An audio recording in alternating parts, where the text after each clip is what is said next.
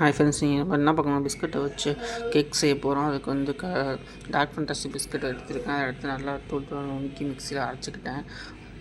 அது நல்லா அரைக்கணும். அரைச்சி முடிச்சுட்டு அதில் வந்து பால் அதெல்லாம் ஆட் பண்ணி நல்லா மிக்ஸ் பண்ணிக்கோங்க. அதுவும் ஒரு முட்டையை எடுத்து ஒரு டம்ளரில் அடித்து ஊற்றி அதில் நல்லா அந்த ஷேக் பண்ணிக்கோங்க. அதுக்கடுத்து அந்த முட்டையை வந்து அந்த மாவில் வந்து ஊற்றிக்கோங்க.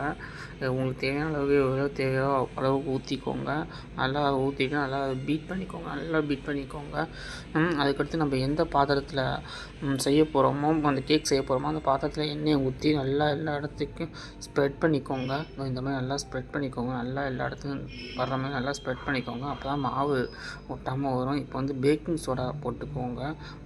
போட்டு அதையும் நல்லா கிண்டி விட்டுக்கோங்க. அதுக்கடுத்து மாவை எடுத்து அப்படியே கிண்ணத்தில் ட்ரான்ஸ்ஃபர் பண்ணிக்கோங்க.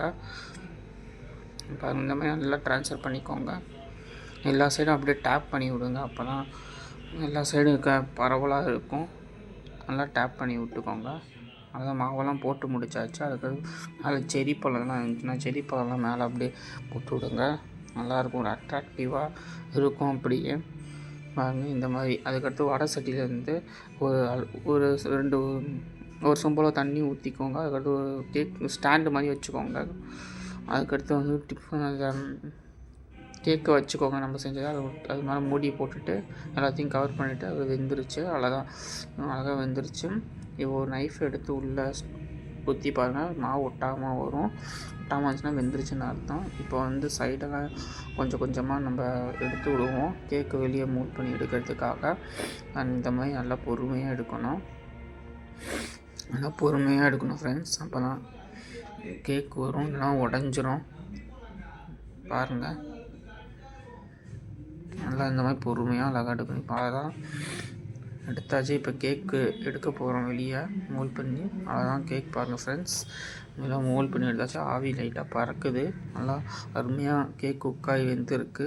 பாருங்கள் ஃப்ரெண்ட்ஸ், அழகாக இருக்கா கேக்கு. இப்போ வந்து சாக்லேட் சிரப் வச்சுருக்கேன். அதை வந்து மேலே ஒரு அழகுக்காக கூட இல்லை, ஒரு டேஸ்ட்டுக்காக மேலே அழகாக அப்படியே ஊற்றிக்கலாம். ஒரு சாக்லேட் சிரப் உள்ளே இறங்கும் போது நம்மளுக்கு டேஸ்ட் இன்னும் அழகாக ஹெவியாக கொடுக்கும்.